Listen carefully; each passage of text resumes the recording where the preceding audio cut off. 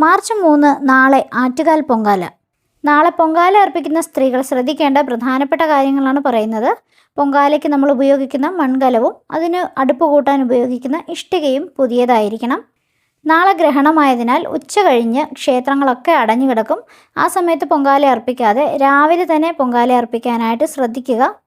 പൊങ്കാല സമയത്ത് നമ്മൾ അടുപ്പ് കൂട്ടിക്കഴിയുമ്പോൾ മറ്റൊരു ക്ഷേത്രത്തിലും ദർശനം നടത്താതിരിക്കുക കഴിയുന്നതും. ശർക്കര പായസമാണ് ആറ്റുകാലമ്മയ്ക്ക് ഏറ്റവും പ്രിയപ്പെട്ട നൈവേദ്യം. ഇതിനു പുറമെ വെള്ള നൈവേദ്യം, പാൽപ്പായസം, ശിരോരോഗങ്ങൾ മാറാൻ സഹായിക്കുന്ന മണ്ടുപ്പുറ്റ്, തിരളി തുടങ്ങിയവയും സമർപ്പിക്കാം. അടുപ്പ് കത്തിക്കാൻ പ്ലാസ്റ്റിക് പോലുള്ളവ ഒഴിവാക്കി തെങ്ങിൻ്റെ വിറകുകൾ, ചൂട്ട്, മടൽ, കൊഞ്ഞാട്ട എന്നിവ ഉപയോഗിക്കണം. നൈവേദ്യത്തിനുള്ള തേങ്ങ പോലെയുള്ള സാധനങ്ങൾ വീട്ടിൽ നിന്നും ചിരകി തയ്യാറാക്കിക്കൊണ്ട് പോകാതെ പൊങ്കാല ഇടുന്ന സ്ഥലത്ത് വെച്ച് തന്നെ ശുദ്ധിയോടെ തയ്യാറാക്കുന്നതാണ് ഉത്തമം. പൊങ്കാല അർപ്പിക്കുന്ന സമയത്ത് സംസാരിക്കാതെ നിശബ്ദത പാലിക്കുക. പുതിയതോ അല്ലെങ്കിൽ അലക്കി ശുദ്ധിയാക്കിയതായതോ വസ്ത്രങ്ങൾ ധരിക്കാൻ ശ്രദ്ധിക്കുക. ജപിക്കേണ്ട നാമങ്ങൾ ഗണപതിയെയും മഹാദേവനെയും സ്മരിച്ചുകൊണ്ട് ആറ്റുകാലമ്മേ ശരണം, ഓം നമഃശിവായ, സർവമംഗളമാംഗല്യേ, സർവാർത്ഥസാധികേ എന്നീ മന്ത്രങ്ങളും ലളിതാ സഹസ്രനാമം, ദേവി മഹാത്മ്യം എന്നിവയും ജപിക്കാവുന്നതാണ്.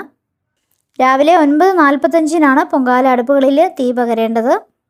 ഏത് സ്ഥലത്ത് നിന്ന് പ്രാർത്ഥിച്ചാലും ഭക്തിയോടും ശുദ്ധമായ മനസ്സോടും കൂടി ദേവിയെ സ്മരിച്ചാൽ അമ്മ അനുഗ്രഹിക്കുമെന്നും കുടുംബത്തിൽ ഐശ്വര്യമുണ്ടാകുമെന്നുമുള്ള കാര്യത്തിൽ യാതൊരു സംശയവുമില്ല.